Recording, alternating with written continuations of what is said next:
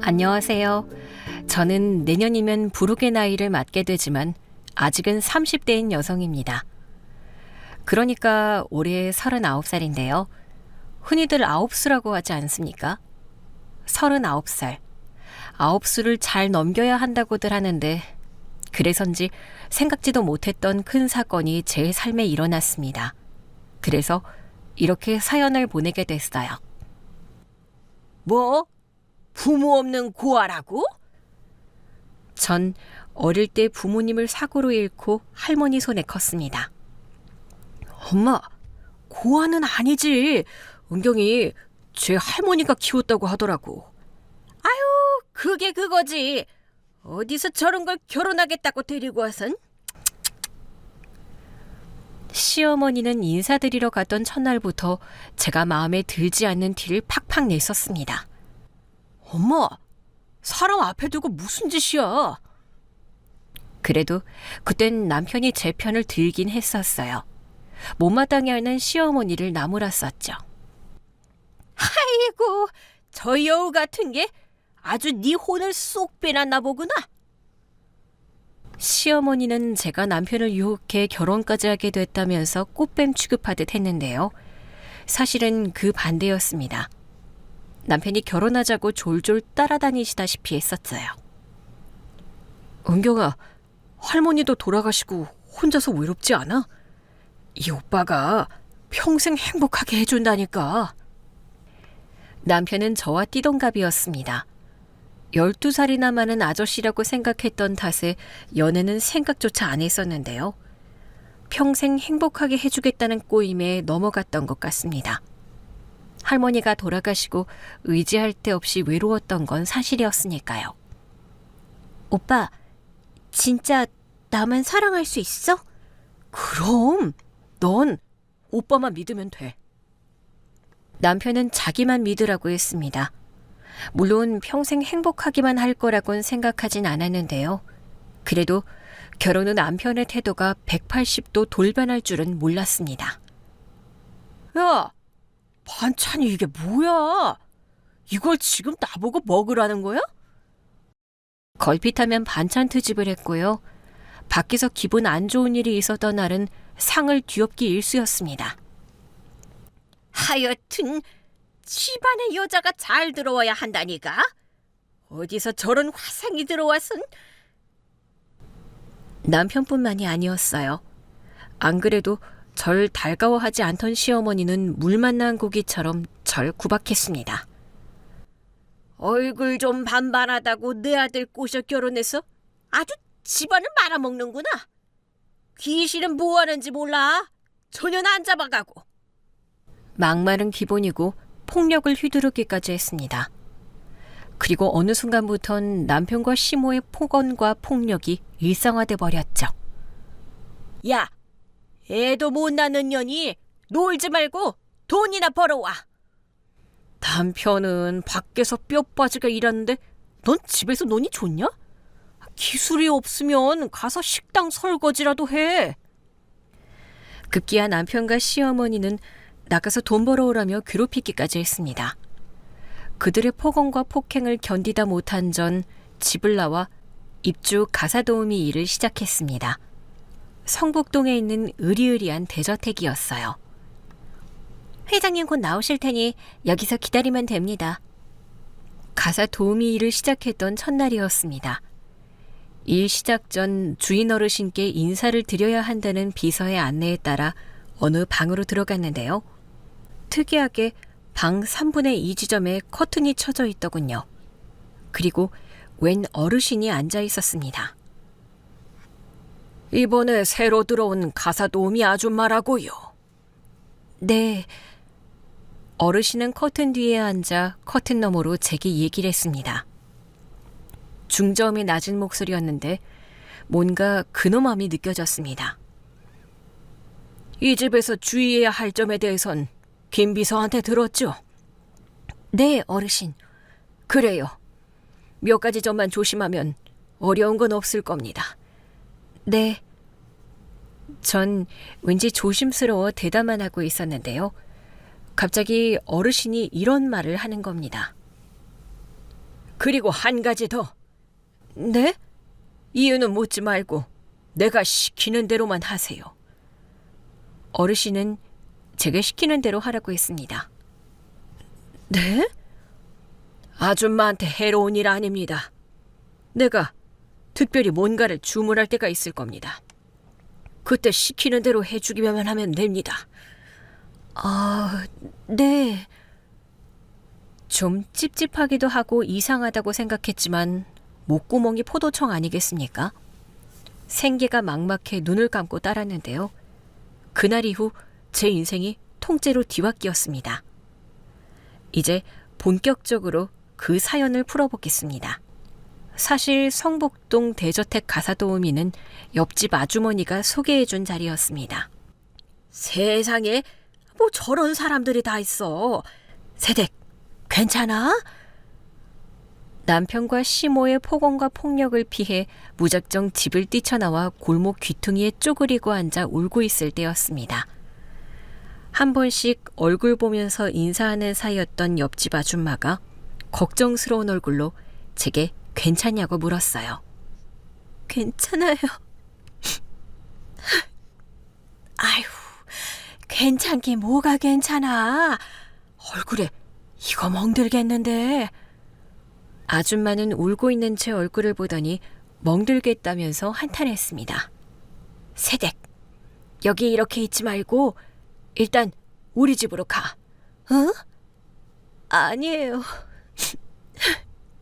그럼 밤새 여기 이러고 있을 거야? 우리 집에 나 말고는 아무도 없으니까 걱정 말고. 아줌마는 싫다는 절 억지로 일으키더니 끌다시피 해서 데리고 갔습니다. 아이고, 요즘이 어떤 세상인데 아직도 마누라를 때리고 그래. 하여튼 시어머니나 아들이나 어쩜 하나같이 개차반인지. 아주머니가 그러시더군요. 시어머니와 남편이 그 동네에서 아주 악명이 높다고요. 어쩌다 그런 놈한테 코가 꿰인 거래. 그러게요. 그게 제 팔자인가 보죠 뭐. 젊은 사람의 팔자 타령은 아니다 싶으면 갈라서야지. 저도 하루에 수십 번씩 그 생각해요. 그런데 왜 맞고 사는 거야? 내가 세댁 친정엄마라면 당장 이혼하라고 했을 거야. 이혼하고 나면 갈 데가 있어야죠. 왜? 친정엄마가 안 계셔? 어릴 때 사고로 부모님 두 분 모두 돌아가셨어요. 아휴, 그래서 저 옆에 언니가 세댁한테 못되게 구는 거구나. 그러다 천벌 받아. 부모 일찍 잃은 게 뭐 세댁 잘못인가? 제 식구가 됐으면 감쌀 줄 알아야지. 옆집 아주머니는 한 번씩 제 피난처가 돼주곤 했습니다. 아주머니도 남편 폭력을 견디다 못해 이혼했다고 하더라고요. 그래서 누구보다도 제 처지에 대해 안타까워했습니다. 세댁, 지금 집에 아무도 없지? 와서 국수 한 그릇 먹고 가. 시어머니나 남편이 없을 때는 가끔 밥 먹으라고 집으로 부르기도 했습니다. 어젯밤에도 시끄럽던데 무슨 일 있었어? 뭐 꼭 일이 있어야 하나요? 하도 말도 안 되는 일로 트집을 잡길래 저도 한 소리 했죠. 자기가? 네, 그 인간이랑 시어머니 이젠 진짜 지긋지긋해요. 시어머니는 무슨 시어머니야? 그냥 땡년이라고 해. 땡년요? 우리끼리 있을 땐 그렇게 불러. 그래야 조금이라도 스트레스가 풀리지. 그나마 옆집 아주머니 덕분에 버틸 수 있었던 것 같습니다. 아주머니는 제겐 때론 언니 같고 때론 엄마 같은 존재였어요. 그렇게 살얼음 위를 걷듯 아슬아슬하게 견디던 어느 날 결국 사건이 터지고 말았습니다. 야, 내 돈 어딨어? 돈이라니 무슨 돈? 내가 너한테 생활비 하라고 50만 원 줬잖아. 그 돈 준 지가 언젠데 지금 그걸 찾아. 뭐라고? 50만 원 준 건 지난달이고 거기서 20만 원은 어머니가 가져갔잖아. 기억 안 나? 이게 어디서 사람을 바보 취급해? 야, 넌 남편이 우습게 보이냐? 누가 바보 취급을 했다고 그래. 50만 원도 부족한데 어머니한테 20만 원까지 주고 나면 뭘로 생활하냐고 했더니 네가 저거 던져서 창문 깨졌었잖아. 네가? 너? 지금 하늘 같은 남편한테 네가라고 했냐? 야, 내가 너보다 몇 살이나 많은 줄 알아? 나 참, 나이 많은 게 무슨 자랑이라고. 이게 확... 남편은 언제부턴가 생활비도 제대로 주지 않더니 돈을 내놓으라고 생떼를 쓰기 시작했습니다. 저도 당하고만 있을 수 없었죠. 아이고 시끄러워. 하여튼 저 화상 때문에 하루도 조용할 날이 없다니까. 남편이 지랄하기 시작하면 꼭 시어머니가 거들고 나섰습니다. 네가 돈 무서운 줄 모르고 펑펑 써대니까 길수가 저러는 거 아니야. 제가 돈을 펑펑 써댄다고요? 제발 그럴 돈이나 있었으면 좋겠네요. 전현이 이제 말대꾸까지 하네? 말대꾸가 아니라 팩트를 말씀드리는 거예요. 뭐? 팩트? 네. 생활비 쥐꼬리만큼 줘놓고는 돈 내놓으라는 게 말이 돼요? 그래. 너 말 잘했다. 그 돈 벌려고 네 남편은 밖에서 뼈 빠지게 고생하고 있어. 그런데 쥐꼬리만한 생활비라고? 그럼 네가 가서 돈 벌어와. 네? 애도 못 낳는 년이 놀지 말고 돈이나 벌어오라고. 시어머니가 애 못 낳는 년이라고까지 했습니다. 억울했어요. 어머니, 애 못 낳는 게 제 잘못인가요? 뭐야? 그럼 우리 길수가 문제 있다는 거야? 네, 병원에서 그랬다고요. 저한테는 아무 문제 없다고요. 야, 너 지금 뭐라고 했어? 나한테 문제가 있다는 거야? 너도 이사가 했던 말 옆에서 들었었잖아. 나 임신하는데 아무 문제 없다고. 돌팔이 말을 어떻게 믿어? 그래서 너 지금 날 고자 취급하고 있는 거잖아. 결국 또 한바탕 난리가 나고 말았습니다. 야, 너 일로 와? 이게 어디서... 더 이상 남편의 폭력을 견딜 수 없었습니다. 무작정 집을 뛰쳐나왔어요. 그리곤 바로 옆집으로 숨었습니다. 아휴, 진짜 사람 새끼도 아니다. 어떻게 하루도 안 쉬고 지 마누라를 잡아. 아줌마, 저 이젠 저 집으로 못 돌아가겠어요. 생각 잘했어. 저런 인간들하고는 하루도 같이 못 살지. 지금까지 버틴 것만 해도 용해. 정말 집으로 돌아가야겠다는 생각이 1도 들지 않았습니다. 하지만 앞으로 어떻게 살아야 할지 막막하기만 했어요. 자기, 어디 갈 데는 있어? 바로 옆집이라 우리 집에 있는 거 들통나는 것도 시간 문제야. 아니요, 이제부터 찾아봐야죠. 그럼 내가 전에 일하던 회장님 댁이 있는데 거기 가사 도우미로 들어가는 건 어때? 가사 도우미요? 세댁 정도면 충분히 하고도 남지. 네, 그럼 소개 부탁드릴게요. 그리고 이제 세댁이라고 하지 마세요. 결혼한 지가 벌써 언젠데요. 그래도 애가 없어 그런지 나한텐 세댁으로만 보이네. 그렇게 해서 시작하게 된 가사 도우미 일이었습니다. 그런데 한 가지 조심해야 할 게 있어. 뭔데요? 뭐 조심할 거라기보다는 신경 쓰지 말라고. 거기 회장님이 항상 커튼 뒤에서만 얘기를 하시거든. 커튼 뒤에서요? 왜요? 그야 나도 모르지. 이유는 묻지 말고 그냥 그러려니 해. 그것만 주의하면 어려운 건 없을 거야. 아주머니 말처럼 첫날 제 인사를 주인 어르신은 커튼 뒤에서 받았습니다. 그리곤 자신이 시키는 대로만 하라고 했죠. 아무것도 묻지 말고 내가 시키는 대로만 하면 됩니다. 커튼 뒤에서 얘기를 하는 것도 시키는 대로만 하면 된다고 하는 것도 이상했지만 그 말을 따를 수밖에 없었습니다. 그만큼 제 처지가 절박했으니까요. 아줌마, 작은 방 드레스룸에 가면 하늘색 원피스가 있을 겁니다. 그거 입고 창가에 앉아 거기 놓여진 책 좀 읽고 있어요. 가사 도우미 일을 한 지 일주일 정도 됐을까요? 주인 어르신이 호출을 해서 갔더니 수상한 요구를 하는 겁니다. 원피스를 입고 창가에 앉아 책을 읽으라고요? 그렇습니다. 3시간 정도면 됩니다. 약속대로 이유는 묻지 않았습니다. 예뻐라.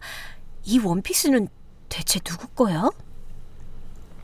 작은 방이라고 했지만 제가 살던 집 안방보다 3배는 넓은 곳이었습니다. 공주님 방처럼 꾸며진 곳이었어요. 이전에 사모님이 쓰시던 곳인가? 드레스룸에는 한눈에 봐도 비싸 보이는 옷들과 가방, 액세서리들이 가득했습니다. 전 주인 어르신이 말한 하늘색 원피스를 입고 거실 창가에 앉아 책을 읽었습니다. 소설책이었는데요. 읽다 보니 3시간이 금방 가더군요.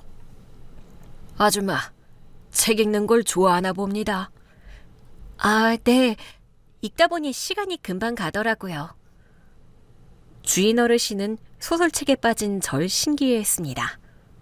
뭐, 읽고 싶은 책 있으면 얘기해요. 김비서 시켜서 사다 둘 테니. 나중엔 제게 읽고 싶은 책이 있는지 묻기도 하셨어요. 그렇게 일주일에 한 번 정해진 시간, 창가에 앉아 책을 읽었습니다. 자, 거기 노트에 적힌 거 다 외워야 합니다. 그리고 어느 날은 제게 노트 한 권을 주면서 적힌 내용을 다 외우라고 했습니다. 일주일 시간 주겠습니다. 다 외웠는지 일주일 후에 테스트할 겁니다. 노트에는 이해할 수 없는 내용들이 많았지만 저는 무조건 외웠어요. 할머니도 몸이 안 좋으셨고 돈이 없어 대학은 못 갔지만 고등학교 때까지 성적이 꽤 좋았었거든요. 노트 안에 있는 내용 다 외웠습니까? 네, 거의 다 외웠습니다. 주인 어르신은 거의 다 외웠다는 제 대답에 질문하기 시작했습니다. 전 빠짐없이 대답했어요. 좋습니다. 합격입니다. 제 대답에 어르신은 무척 흡족해했습니다. 사흘 뒤에 남자 둘이 올 겁니다. 그때도 지금처럼 대답하면 됩니다. 사흘 뒤 주인 어르신 말처럼 정장 입은 남자 둘이 찾아왔습니다. 전 시키는 대로 드레스룸에 걸려있던 옷 한 벌을 입고 그들을 맞이했습니다. 회장님, 그럼 저희가 몇 가지 질문을 드려도 될까요? 그러시게. 그들은 주인 어르신에게 양해를 구한 뒤 제게 꼬치꼬치 캐묻기 시작했습니다. 노트에 적힌 내용들이었어요. 전 막힘없이 대답했습니다. 네, 감사합니다. 그럼 저희는 회장님하고 나머지 얘기 좀 하겠습니다. 수고했다. 방으로 가서 쉬어. 질문과 대답이 끝나자 제게 질문을 했던 남자가 회장님과 마무리할 얘기가 있다고 했어요.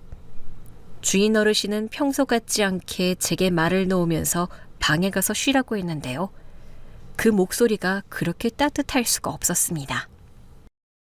아주머니, 회장님께서 찾으십니다.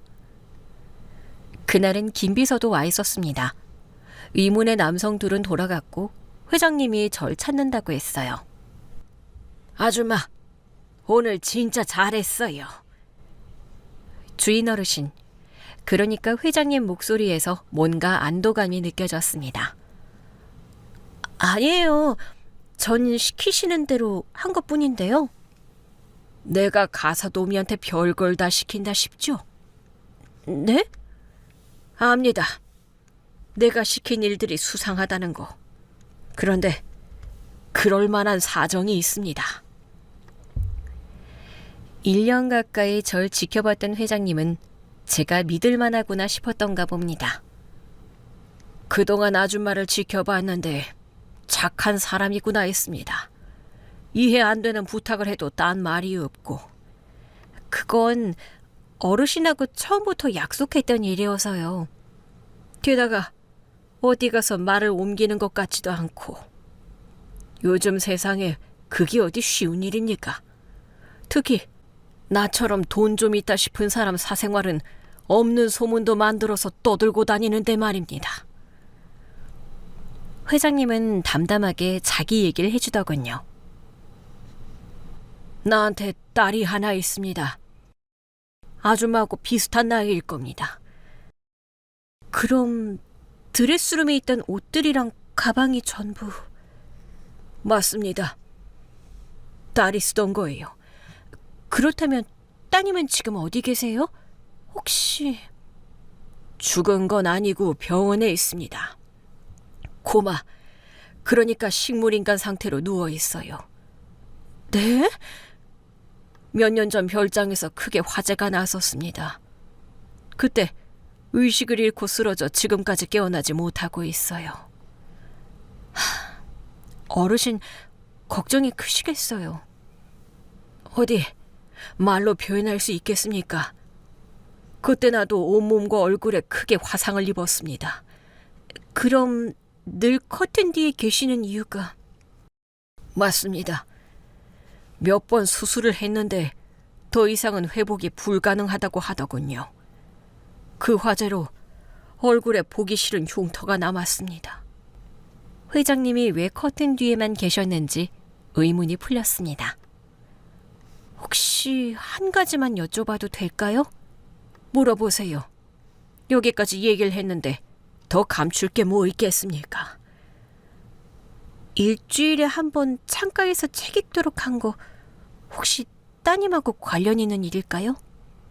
맞습니다. 딸이 건강하다는 걸 증명해야 했습니다. 그럼 노트를 외우라고 한 것도... 아줌마한테 질문을 했던 남자는 변호사고 그 옆에 있던 놈이 조카입니다. 딸이 식물인간 상태인 거라면 회사며 재산이 그 녀석한테 넘어갈 수 있어요. 그러니까 조카분이 어르신 재산을 누리고 있다는 건가요? 그렇습니다. 난 딸을 위해서라도 내 재산을 지켜야 합니다. 안 그러면 영영 내 딸이 못 깨어날 수도 있어요. 회장님은 딸과 비슷한 또래의 여자를 구하고 있었다고 합니다. 그때 마침 제가 가사 도우미를 하겠다고 지원했던 거고요. 체격이나 얼굴형이 회장님 딸과 비슷했다고 했어요.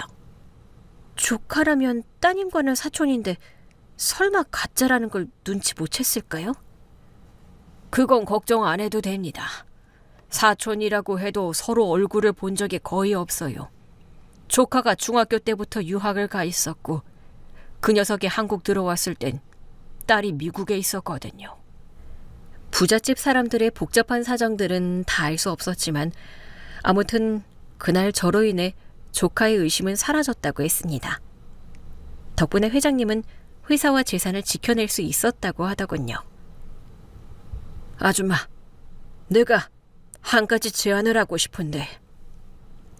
회장님께 사연을 듣고 얼마 되지 않았을 때였습니다. 기니 할 얘기가 있다면서 절 부르셨어요. 제게 자세한 내막을 털어놓은 이후 회장님은 한결 절 편하게 생각하는 것 같았습니다. 네, 어르신, 편하게 말씀하세요. 전 딸과 관련된 뭔가를 또 시키려나 했는데요. 아니었습니다. 아줌마를 내 양딸로 삼고 싶은데. 네? 생각지도 못했던 의외의 제안이었습니다. 갑작스러운 제안이라 많이 놀랐나 본데 한번 잘 생각해봐. 회장님은 저에 대해 자세히 알아봤다고 했습니다. 기분 나쁘게 생각하지 말어. 양딸로 삼기 위해서 알아본 거니까. 그런 거 없습니다. 다만 너무 갑작스럽기도 하고. 왜? 양딸 삼아서 병수발 들라고 할까봐 그래? 아니요, 그런 얘기가 아니고 제가 살아왔던 세월이 하도 험해서. 다 알고 있어. 그 남편이라는 사람 참. 그래서 내가 더 빨리 결심한 거야. 아줌마 양딸 삼아서 기 펴고 살게 해주고 싶어서. 받은 게 있으니 나도 돌려줘야 하지 않겠어. 돌려주시다니요. 이미 보너스도 두둑이 주셨잖아요. 그건 그거고. 양딸 삼겠다는 회장님의 제안이 얼떨떨하기만 했습니다.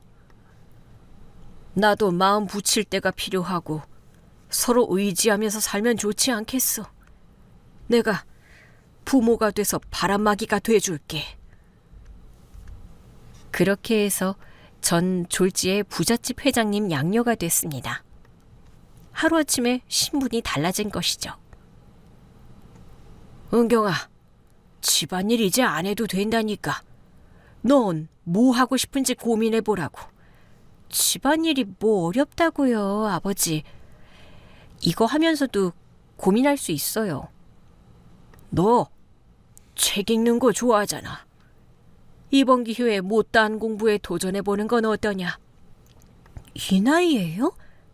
네 나이가 어때서? 지금 시작해도 절대 안 늦어. 회장님, 아니 아버지의 권유로 대학 입시에 도전하기로 했습니다. 아버진 절 위해 특별히 과외 선생님까지 붙여줬어요. 늦깎이였지만 하고 싶던 공부에 도전하니 의욕이 샘솟더라고요. 또 틈틈이 시간 내서 지혜 병문안도 갔습니다. 지혜가 누구냐고요? 드레스룸의 주인, 아버지의 늦둥이 딸 이름이 지혜였습니다. 지혜야, 너한테 언니가 생겼어. 지혜 네가 입버릇처럼 그랬었잖아.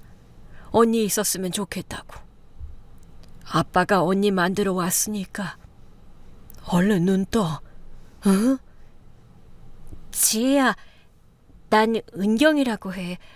비록 지금은 이렇게 인사하지만 곧 깨어나서 우리 수다도 떨고 그러자. 아버지 얘기 때문인지 누워있는 지혜가 저랑 많이 닮았다는 생각이 들더군요. 아버지와 전 일주일에 서너 번은 동생을 찾아가 시간을 보내다 왔습니다. 제 인생에서 처음 맛보는 평안한 시간들이었는데요. 그런데 그 평안이 오래가지 못했습니다. 야, 니들이 뭔데 날 막아? 내가 누군지 몰라? 나 배은경 남편이야. 하루는 대문 밖이 시끄러워서 내다봤더니 남편이 와 있었습니다. 야, 배은경, 네 남편 왔다? 당장 나오지 못해? 남편이 제 이름을 부르면서 당장 나오라고 고래고래 소리를 지르고 있었어요. 분명 어디선가 제 얘기를 듣고 달려온 게 분명했습니다. 그러고 보니 며칠 전 백화점에서 시어머니 친구를 우연히 마주쳤던 기억이 나더군요. 어머, 이게 누구야? 하마터면 몰래 볼 뻔했지 뭐니? 종종 집으로 놀러오곤 했던 시어머니 친구였는데요. 백화점에서 절 보자 어떻게 이렇게 달라졌냐면서 호들갑을 떨었었습니다. 경자가 돈 훔쳐서 달아났다고 하더니 그 말이 사실이었나 보네. 시어머니는 제가 집을 나가자 돈을 훔쳐 달아났다고 소문을 냈었나 봅니다. 네? 뭐라고요? 제가 돈을 훔쳐 달아났다고요? 전 시어머니 친구 말에 화가 나서 따졌었죠. 아니, 왜 나한테 화를 내고 그래? 네 시어머니가 그러던데? 집에 있는 돈이며 폐물 싹 다 훔쳐서 도망갔다고. 나 참, 그 집에 훔칠 돈이라도 있었더라면 좋았겠네요. 막말에도 폭력도 모자라서 이젠 사람을 도둑으로 몰아? 어머머, 그럼 네가 훔쳐간 거 아니었니? 훔쳐가긴 뭘 훔쳐가요. 나 그 집에서 옷 한 벌 가지고 나온 것도 없다고요. 아유, 그럼 경자 이게 나한테 돈 빌리려고 또 거짓말했던 거네. 그나저나 넌 신수가 아주 훤해졌다. 시어머니 친구는 뭔가 탐색하듯 절 살피더군요. 뭐 그 집 인간들 안 보니까 속이 편해져서 그런가 보죠. 전 대충 둘러대고 자리를 피했습니다. 아가씨, 회장님 기다리신다고 합니다. 얼른 가시죠. 그런데 그때 김 비서가 제게 하는 얘기를 들었던 모양이었어요. 회장님이라고? 어머머머, 쟤 돈 많은 남자라도 만난 거야? 뒤에서 경박스러운 얘기가 들리긴 했었습니다. 혹시나 하는 생각에 찝찝하긴 했었는데요. 결국 시모와 남편 귀에 들어갔었나 봅니다. 하긴 끼리끼리 어울린다고 없는 소문도 만들어 떠들고 다닐 사람이긴 했어요. 배은경, 너 여기 사는 거 내가 다 알고 왔어. 너 나올 때까지 내가 여기서 꼼짝하는 거 봐라.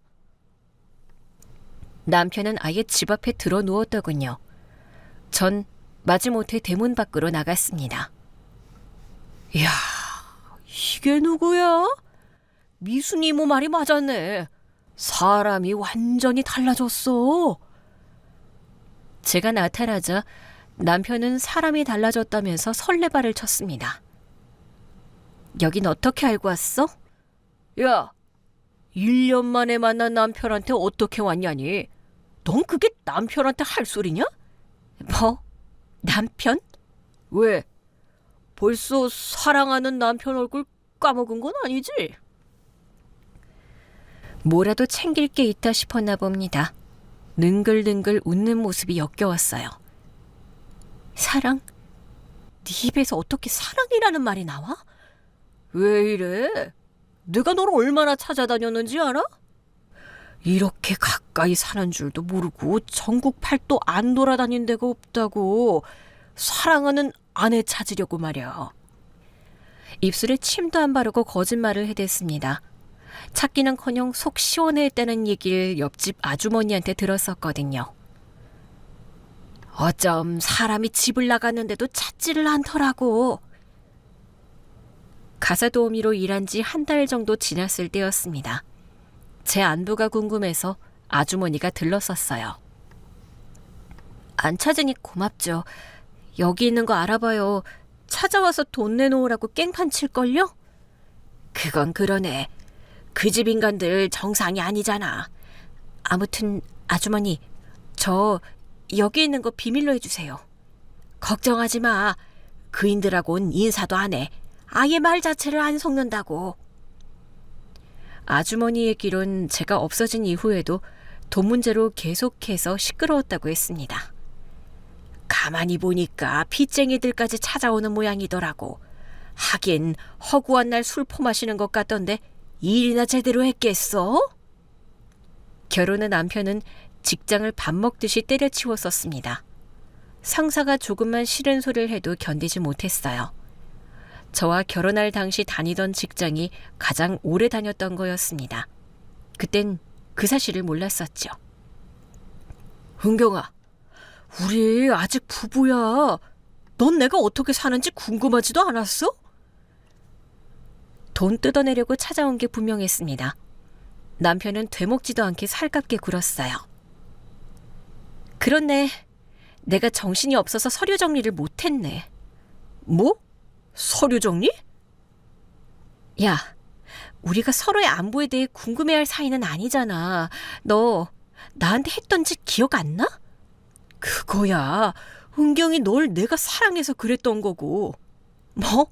사랑해서 그랬다고? 야, 머리에 총 맞았니? 죽일 듯이 막말하고 때렸던 게 사랑해서라고? 은경아, 그래서 이렇게 너 찾아온 거잖아. 잘못했다고 사과도 하고. 말 몇 마디로 때우고 돈 달라고 하려고? 역시 우리 은경엔 센스가 있어.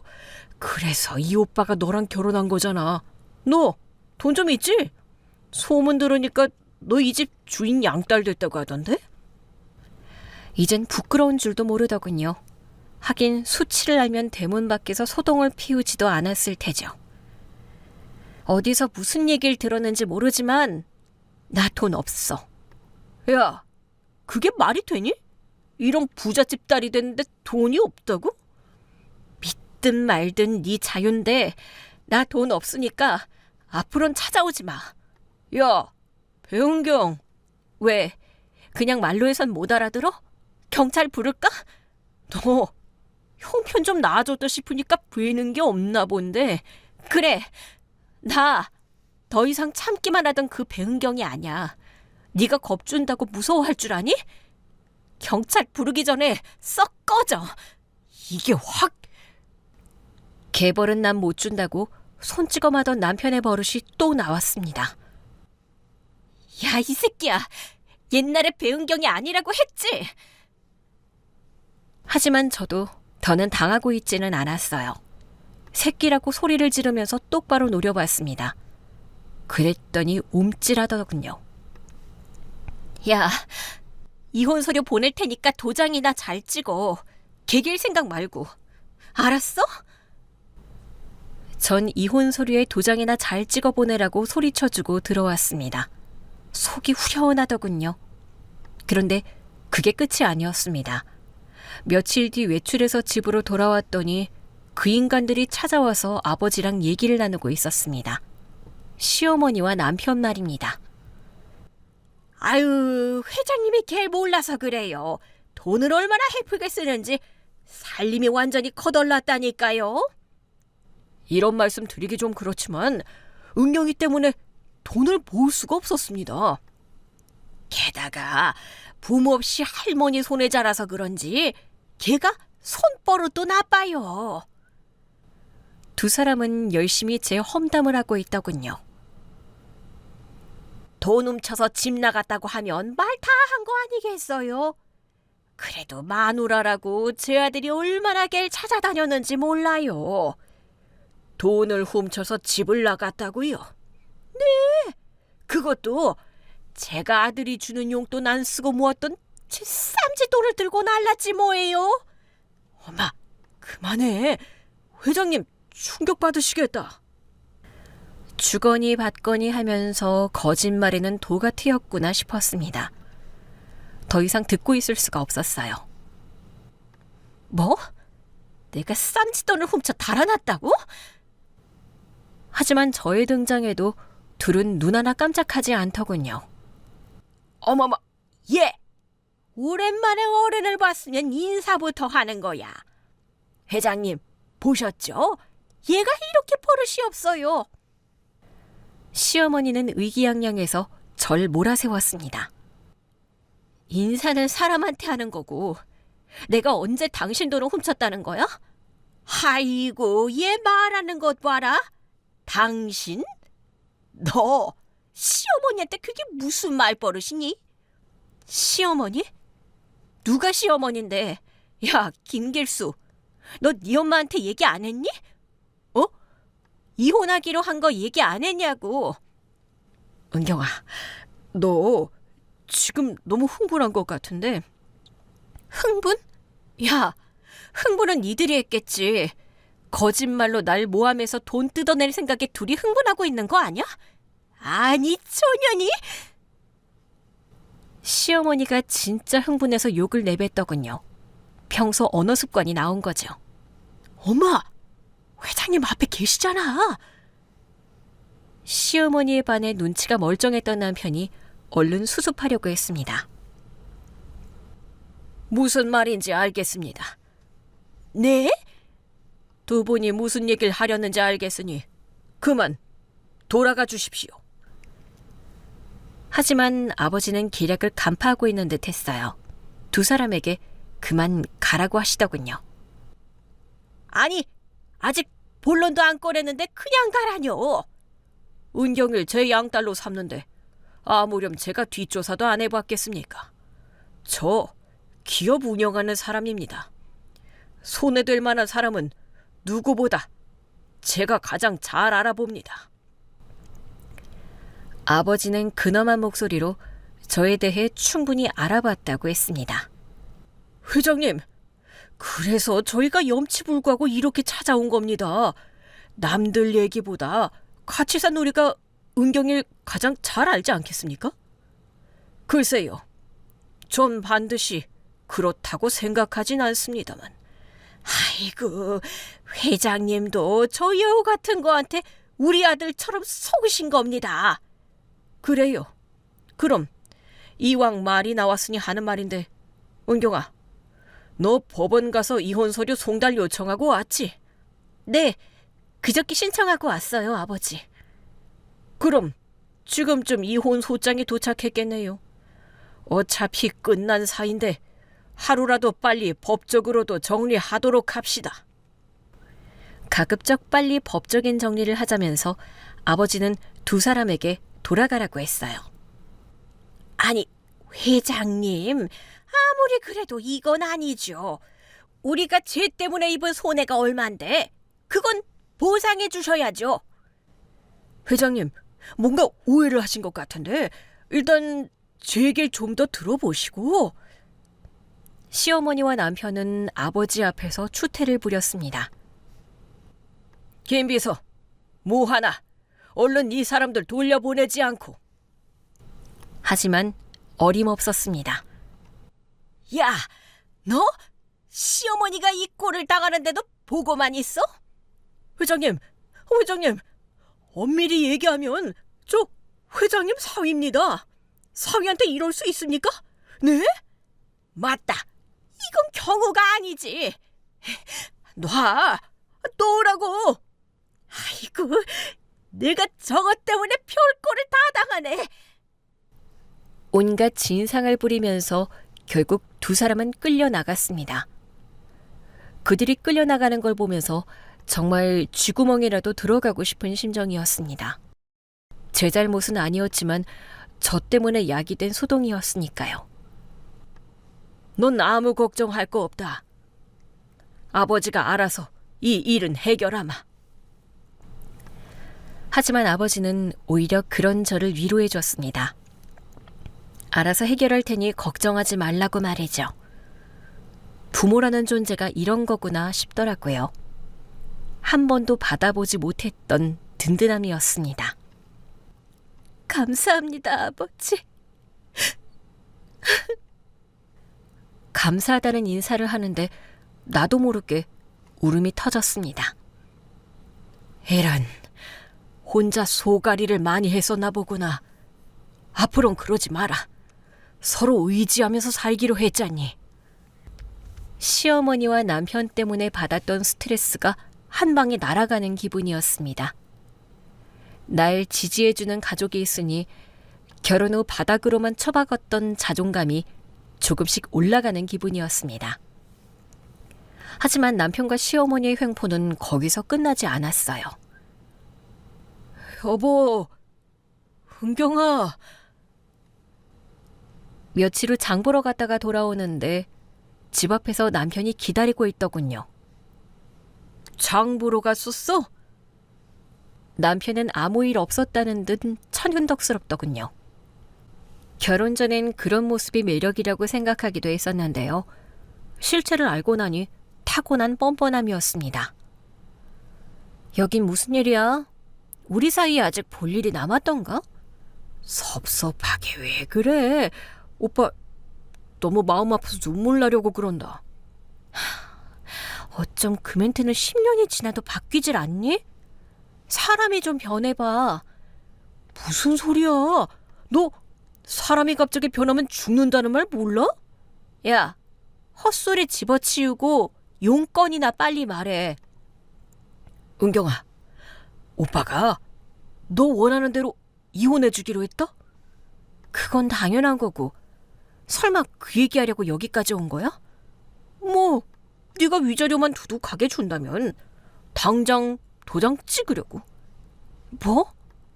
위자료? 그럼 너? 이 오빠한테 위자료도 안 챙겨주려고 그랬어? 야, 내가 너한테 위자료를 왜 줘? 왜라니? 그걸 몰라서 물어? 네가 이런 부잣집 양딸이 된 게 누구 덕분인데? 네 덕분이라는 거니? 당연하지. 네가 나 안 만났어서 봐. 언감생심 꿈이라도 꿨겠어? 너 진짜 구제불능이구나. 나한테 양아버지 생긴 게 왜 네 덕분이니? 그래, 넌 분이 나고 싶겠지. 하지만 세상 사람들한테 물어봐. 가출한 아내 얌전하게 기다려주는 남편이 있나? 다 내가 너 생각해 기다려줘서 이렇게 된 거라고. 야, 말이 되는 소리래. 네가 내 생각을 해서 기다렸다고? 나 참 지나가는 개가 없겠다. 아무튼 나 그냥은 합의 못해. 위자료 얼마나 챙겨지는지 보고 도장 찍을 거야. 너 진짜 쓰레기구나. 어허, 남편한테 쓰레기라니. 네가 아무리 부인해도 아직 나 법적으로는 네 남편이야. 유들거리면서 빈정거리는 남편 얼굴에 침이라도 뱉어주고 싶었습니다. 하지만 참았어요. 제겐 남겨준 비장의 카드가 있었거든요. 그래? 어디 네 맘대로 한번 해봐. 나도 가만히 안 있을 테니. 아유, 네가 가만히 안 있으면 어쩔 건데. 건방 떨지 말고 네 양아버지랑 잘 의논해봐. 위자료 얼마나 줄지. 남편은 아버지랑 의논해보라면서 유유히 떠났습니다. 전 바로 경찰서로 달려갔어요. 다음 날까지 기다리고 말고 할 여유도 없었으니까요. 남편을 폭행죄로 신고하려고요. 전 남편을 폭행죄로 신고했습니다. 폭행당한 후 찍어뒀던 사진들과 진단서를 증거로 제출했습니다. 그리고 옆집 아주머니한테는 목격자로 증인을 서달라고 부탁했어요. 아이고, 언제 그런 증거들을 다 모아놨대? 아주머니가 그런 말씀 하셨잖아요. 이혼할 때 폭행당했다는 증거가 없어서 애를 먹었다고요. 그래서 저보고 진단서하고 사진을 잘 챙겨두라고 하셨어요. 맞네. 내가 지나가는 말로 그런 말을 했었네. 아주머니, 목격자로 증언해 주실 수 있죠? 그럼 당연히 해줘야지. 저의 신고로 남편은 경찰 조사를 받게 됐습니다. 경찰로부터 조사 통보를 받은 남편과 시어머니는 그제야 상황이 심상치 않음을 눈치챘던 모양이었습니다. 바로 제게 달려왔더군요. 야, 배은경, 너 미쳤어? 아이고, 남편 잡아먹으려는 네가 감히 내 아들을 신고를 해? 첫날은 대문 앞에서 제 욕을 하면서 길길이 날뛰었습니다. 전 바로 경찰에 신고를 해서 두 사람을 내쫓았어요. 그랬더니 며칠 후엔 무릎까지 꿇고 손이 발이 되도록 빌더군요. 여보, 은경아, 내가 잘못했어. 제발 나랑 얘기 좀 하자. 어?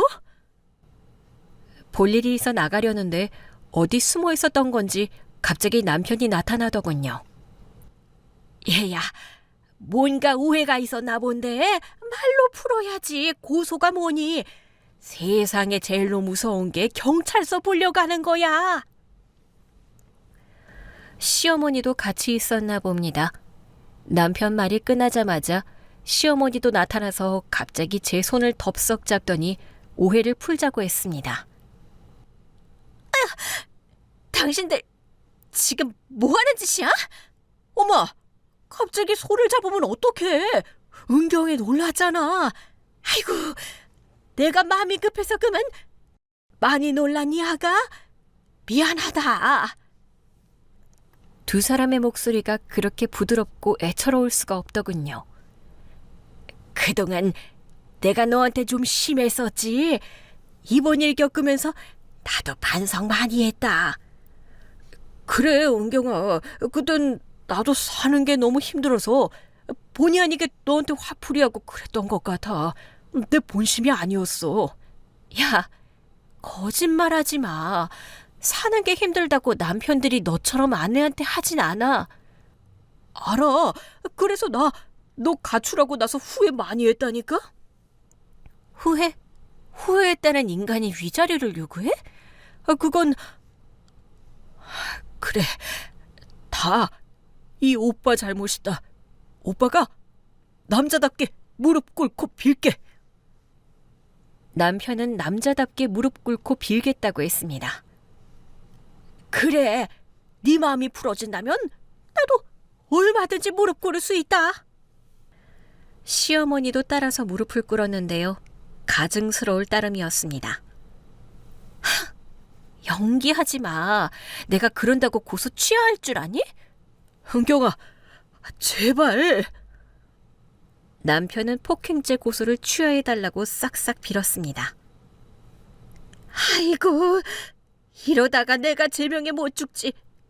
아들 감옥 가는 꼴 보고 네가 어떻게 살아? 늙은이 살리는 셈치고. 아가, 내가 이렇게 부탁한다. 아이고. 시어머니는 죽는 소리를 하더군요. 하지만 그 모든 게 연기라는 걸 전 너무나 잘 알고 있었습니다. 아들을 그따위로 키웠으면 아줌마도 책임을 져야죠. 그리고 사람 그렇게 쉽게 안 죽더라고요. 특히 아줌마 같은 독종은 남들보다 더 오래 살 테니 쓸데없는 걱정은 넣어두세요. 전 무릎 꿇고 있는 그들을 그대로 내버려 두고선 차를 타고 가버렸습니다. 은경아, 야, 너 거기 안 서? 아이고, 전현이 사람 잡네. 차창 밖으로 절 부르는 남편 목소리와 앓는 소리라는 시어머니 목소리가 들리더군요. 이전엔 그들의 그런 모습을 보는 게 전부 스트레스였는데요. 이젠 고소하기만 했습니다. 어떤 결론이 날지 훤하게 보였으니까요. 자기, 그 소식 들었어? 무슨 소식요? 남편이 경찰 조사를 받았다는 통보를 받은 직후였습니다. 증언해 주신 것도 감사하고 해서 식사 대접하기 위해 오랜만에 아주머니를 만났더니 소식 들었냐고 하더라고요. 그 인간 사채업자한테 쫓기다 사고가 나서 다리를 다쳤다고 하더라고. 네? 자긴 사채까지 쓴 줄 모르고 있었지? 전혀요. 그럴 줄 알았어. 사채업자가 집까지 쳐들어왔었어. 밤에 도망가다 발을 헛디뎌서 높은 데서 떨어졌다고 하더라고. 그 인간답네요. 상태가 꽤 심각한가 봐. 그래요? 여차하면 다리를 절게 될 수도 있다고 하던걸? 그 정도로 많이 다쳤어요? 그 집 여자가 울면서 슈퍼집 아줌마한테 하소연하는 걸 내가 옆에서 들었는데 병원에서 의사가 그랬다고 하더라고. 아줌마, 나 그 얘기 듣는데 왜 하나도 불쌍하지가 않죠? 불쌍하게 뭐가 불쌍해? 완전 쌤통이지. 그래서 천벌 받는다고 하는 거야. 자기한테 한 짓 생각하면 다리가 붙어있는 게 다행이지 뭐.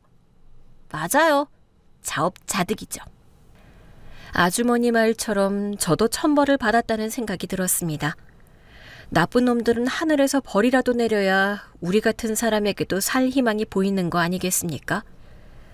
이후엔 결국 집이 사채업자에게로 넘어갔다는 소식도 듣게 됐습니다. 병원 치료 끝나고 바로 재판받았지. 집까지 사채업자한테 넘어갔으니 어쩌겠어.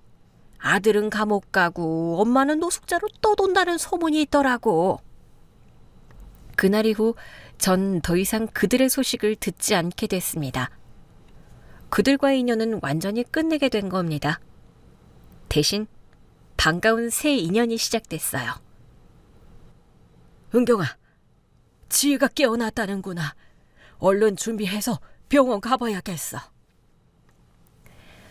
어느 날 식물인간 상태이던 아버지 친딸이 깨어났다는 소식을 듣게 됐습니다. 정말요? 지혜씨 깨어났대요? 방금 최 박사한테 연락받았어. 아버지와 전 바로 병원으로 달려갔습니다. 정말 기적처럼 지혜가 눈을 뜨고 있었어요. 지혜야. 아빠. 아버지는 지혜 손을 잡고 울기 시작했고요. 지혜 눈에도 눈물이 고이더군요. 지켜보는 저 역시 가슴이 뭉클했습니다. 지혜야, 네 언니야. 너 누워있는 동안 아빠랑 너 보러 자주 왔었어. 안녕하세요, 지혜씨. 지혜씨가 뭐야? 은경아, 그냥 지혜라고 불러. 반가워, 지혜야. 그날 아버진 동생에게 제 소개도 했습니다. 아직은 모든 게 낯설기만 한 상황이라 다소 어색했지만요. 점점 건강 상태가 좋아지기 시작하면서 지혜와 제 사이도 그만큼 가까워졌습니다. 언니, 나 태어나면 아빠랑 언니랑 가고 싶은 곳이 있어. 그래? 거기가 어딘데? 아직은 비밀. 같이 갈 거지? 그럼 동생이 가자는데 당연히 가야지. 언니 생기니까 진짜 좋다. 나 외동이라 그동안 언니 있는 애들이 많이 부러웠거든. 나도 동생이 생겨 얼마나 좋은지 몰라. 얼른 퇴원만 해. 네가 하고 싶은 거 다 해줄 테니까. 진짜지? 그렇다니까. 넌 빨리 낳기만 하라고. 지혜는 이름처럼 지혜롭고 마음이 고운 사람이었습니다. 저와 취향도 비슷하고 닮기도 해서 우리가 친자매인 줄 아는 사람들도 있었어요. 내가 우리 딸들 덕분에 말년에 이런 복을 다 누리는구나. 아버지, 제가 하고 싶었던 말이에요. 아버지 덕분에 저 요즘 얼마나 행복한지 몰라요. 그래, 우리 평생 이렇게 서로 고마워하면서 살자. 아버지는 저와 지혜를 보면서 행복해하셨습니다. 저는 말할 필요도 없어요. 40이 다 돼서 가족의 사랑을 새롭게 맛보고 있으니까요. 돌아보면 그동안의 제 삶은 온통 지르바티였던 것 같았습니다. 언제 터질지 모르는 폭탄 때문에 늘 불안해했어요. 또 세상에 나 혼자인 것 같아 외로웠었죠. 하지만 이젠 그렇지 않습니다. 절 사랑해주고 지지해주는 가족이 있어 아침에 눈 뜨는 게 즐겁고요. 내일에 대한 기대감으로 행복합니다. 이런 기쁨을 제 삶에 선물한 아버지와 동생. 그래서 더 사랑하면서 살려고 합니다. 제 주변의 어려운 사람들도 따뜻하게 돌아보고 말입니다. 감사합니다.